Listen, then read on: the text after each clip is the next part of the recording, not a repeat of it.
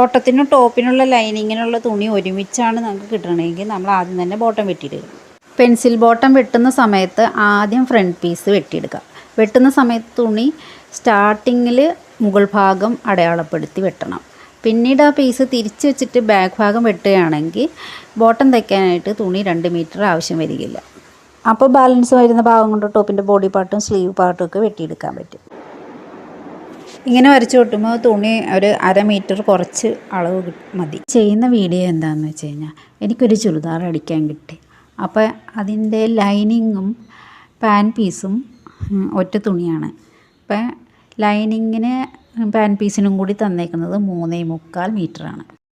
ഈ ടോപ്പിലാണെങ്കിൽ നിറയെ മിററും സ്റ്റോൺസും ഒക്കെ ഒട്ടിച്ചേക്കാണ്. നമുക്കിതൊക്കെ തയ്ക്കണമെങ്കിൽ ഉണ്ടല്ലോ ഇതിൻ്റെ കുറേ സ്റ്റോൺസും മിററും ഒക്കെ പറിച്ച് കളഞ്ഞിട്ട് വേണം തയ്ക്കാൻ. ഒരെണ്ണത്തിലെങ്ങാനും സൂചി കുത്തിപ്പോയി കഴിഞ്ഞ് കഴിഞ്ഞാൽ ഒന്നുകിൽ സൂചി ഒടിയും, ആ മിററിൽ കുത്തിയ സൂചി, പിന്നെ ബാക്കി ഭാഗത്തും ചുരിദാറൊന്നും അടിക്കാൻ പറ്റില്ല. അതിങ്ങനെ നൂല് കൊളുത്തി വലിച്ച് ആകെ വൃത്തികേടായിട്ട് പോകും. അങ്ങനെ വരുമ്പോൾ നമ്മളതിൻ്റെ മടക്കിയടിക്കുന്ന ഭാഗത്തുള്ള എല്ലാ സ്റ്റോൺസും മിററും എല്ലാം പറിച്ച് കളയണം. ഇതിൻ്റെ സ്ലീവ് കൊടുത്തിരിക്കുന്നത് സൈഡിലായിട്ടാണ്. അപ്പോൾ 4 പീസായിട്ടാണ് കൊടുത്തേക്കുന്നത്. അപ്പോൾ അതിൻ്റെ സെൻറ്ററിൽ ജോയിൻ്റ് ചെയ്ത് കഴിഞ്ഞാൽ സ്ലീവ് ഇഷ്ടംപോലെ ഇറക്കത്തിൽ കിട്ടും നമുക്ക്. ശരിക്കൊരു ബോട്ടം തയ്ക്കാനായിട്ട് 2 മീറ്ററും മിനിമം ഒരു 2 മീറ്റർ വേണം. പിന്നെ അതിൻ്റെ ലൈനിങ്ങിന് ഒരു 2.5 മീറ്റർ, മൊത്തം ഒരു 4.5 മീറ്ററെങ്കിലും ഉണ്ടെങ്കിലല്ലേ ചുരിദാർ അടിക്കാൻ പറ്റുള്ളൂ.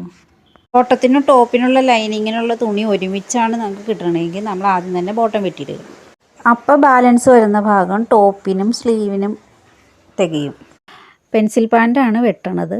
അതിൻ്റെ ഇറക്കം വരുന്നത് 38 ഇഞ്ചാണ്. 38 ഇഞ്ചിൻ്റെ കൂടെ അടിയിൽ മടക്കിയടിക്കാനായിട്ട് 1.5 ഇഞ്ചും മുകളിൽ എലാസ്റ്റിക് ഇടാനായിട്ട് 1.5 ഇഞ്ചും കൂട്ടി ആകെ 3 ഇഞ്ച് കൂട്ടണം. അപ്പോൾ 38 3 41 ഇഞ്ച് അളവെടുക്കണം. ഇതിൻ്റെ സീറ്റ് ഇറക്കത്തിനായിട്ട് 13 ഇഞ്ച് എടുക്കാം. സീറ്റ് വണ്ണത്തിനായിട്ട് 14 ഇഞ്ച് എടുക്കാം. 14 ഇഞ്ചിൻ്റെ 1.5 ഇഞ്ച് നീക്കി മാർക്ക് ചെയ്തിട്ട് അവിടെ ഒരു ബോക്സ് വരയ്ക്കാം. ബോക്സ് വരച്ചിട്ട് അതിൻ്റെ താഴെയായിട്ട് ചെറിയ കർവ് ഷേപ്പിൽ വരച്ചെടുക്കണം. ബോട്ടത്തിൻ്റെ അടിവണ്ണം വരുന്നത് 12 ഇഞ്ചാണ്. അപ്പോൾ അതിൻ്റെ പകുതി 6 ഇഞ്ച്. അപ്പോൾ നമ്മൾ എടുക്കുമ്പോൾ 6 ഇഞ്ചിൻ്റെ കൂടെ 1.5 ഇഞ്ച് തയ്യൽ തുമ്പിട്ട് 7.5 ഇഞ്ച് മാർക്ക് ചെയ്യാം. ബോട്ടത്തിൻ്റെ അടിഭാഗത്ത് മാർക്ക് ചെയ്തതിൽ നിന്ന് ക്രോച്ച് മാർക്ക് ചെയ്തതിലേക്ക് ഒരു ലൈൻ കൊടുത്തിട്ട് മൊത്തം വെട്ടിയെടുക്കാം.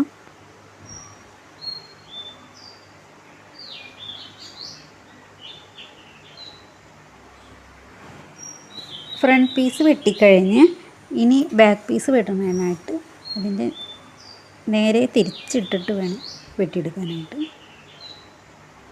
ഇങ്ങനെ തിരിച്ചിട്ട് വെട്ടുന്നതിലൂടെ തുണി നമുക്ക് ഒരുപാട് ലാഭിക്കാൻ പറ്റും. ഇതിനകത്ത് വേസ്റ്റ് തുണി കുറവായിരിക്കും.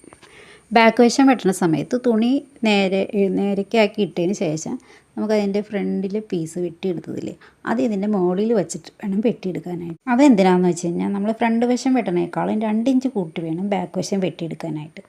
ഇങ്ങനെ എടുക്കുന്ന സമയത്ത് താഴത്തെ കാൽഭാഗം 2 ഇഞ്ച് കൂടുതൽ എവിടെയാണ് കിട്ടണേ അവിടെയാണ് ഇത് വയ്ക്കേണ്ടത്.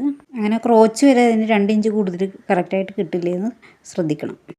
അങ്ങനെ അടിഭാഗത്ത് 2 ഇഞ്ച് കൂടുതൽ കിട്ടണതിൻ്റെ അവിടെ മുതൽ നമുക്കിതിൻ്റെ ബോട്ടത്തിൻ്റെ അളവെടുക്കാം. അങ്ങനെ ഫ്രണ്ട് ഭാഗത്തിനേക്കാളും 2 ഇഞ്ച് കൂടുതൽ കാൽഭാഗവും ക്രോച്ച് ഭാഗവും ഒക്കെ കൂടുതലായിട്ട് അളന്നെടുക്കണം. ഫ്രണ്ട് ഭാഗത്തിനേക്കാളും 2 ഇഞ്ച് എപ്പോഴും ബാക്ക് ഭാഗത്തിന് എടുക്കണതെന്ന് വെച്ചാൽ നമ്മുടെ ബോഡി അങ്ങനെയാണ് ഉള്ളത്. അപ്പോൾ പിന്നെ നമ്മൾ ഫ്രണ്ടിൽ എലാസ്റ്റിക്കൊക്കെ കൂടുതൽ വന്നു കഴിഞ്ഞാൽ അതവിടെ വയറൊക്കെ വീർത്തിരിക്കും പോലെയൊക്കെ ആയിരിക്കും ഇരിക്കുക. ബാക്കിൽ കുറച്ച് എലാസ്റ്റിക്കൊക്കെ ആണെങ്കിലും അത് അത്ര വിഷയമില്ല. അങ്ങനെ 2 ഇഞ്ച് മാർക്ക് ചെയ്ത് വരച്ചെടുക്കണം. അതിന് ശേഷം അതിൻ്റെ ക്രോച്ച് വരുന്ന ഭാഗത്ത് മുകളിലായിട്ട് ഒരു 2 ഇഞ്ച് കൂടുതൽ നീളം കൂട്ടിയെടുക്കണം.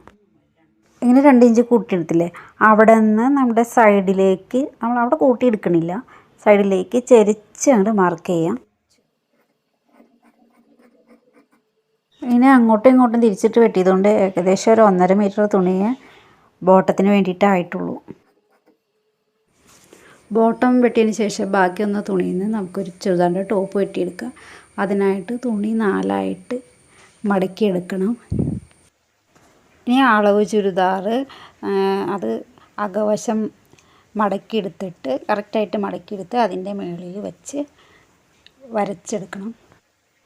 അളവ് ചുരിദാർ വെച്ച് വെട്ടണം എന്നില്ല, നമ്മുടെ കയ്യിൽ അളവുണ്ടെങ്കിൽ ആ അളവ് വെച്ചിട്ട് അതിൻ്റെ തയ്യൽ തുമ്പൊക്കെ കൂട്ടിയെടുത്ത് നമ്മൾ വരച്ചൊക്കെ വെട്ടിയെടുക്കാം. അളവ് ചുരിദാർ വെക്കണ സമയത്ത് സെൻറ്റർ കറക്റ്റാക്കിയിട്ട് സ്ലിറ്റിൻ്റെ അവിടെയൊക്കെ കറക്റ്റാക്കിയിട്ട് ആ 4 പീസും ഒപ്പം വരാൻ പാകത്തിനൊക്കെ വെച്ച് പിടിച്ചിട്ട് വേണം അത് വെട്ടാൻ. അതിനുശേഷം നമുക്കതിൻ്റെ ആം ഹോളിൻ്റെ അവിടെയൊക്കെ കറക്റ്റാക്കി വെച്ചതിന് ശേഷം അവിടെ നിന്ന് ഷേപ്പിൽ വരച്ചെടുക്കണം. സ്ലിറ്റിൻ്റെ അവിടെ വരുമ്പോൾ 1 ഇഞ്ച് തയ്യൽ തുമ്പ് കൂട്ടി വേണം എടുക്കാനായിട്ട്. അവിടെ നിന്നും അതിൽ സ്ലിറ്റ് മടക്കിയെടുക്കാൻ വേണ്ടിയിട്ട് 1 ഇഞ്ച് കൂട്ടി അറ്റം വരെ കൂട്ടിയെടുക്കണം. അതിനുശേഷം ആം ഹോള് കറക്റ്റായിട്ട് വരച്ചെടുക്കണം.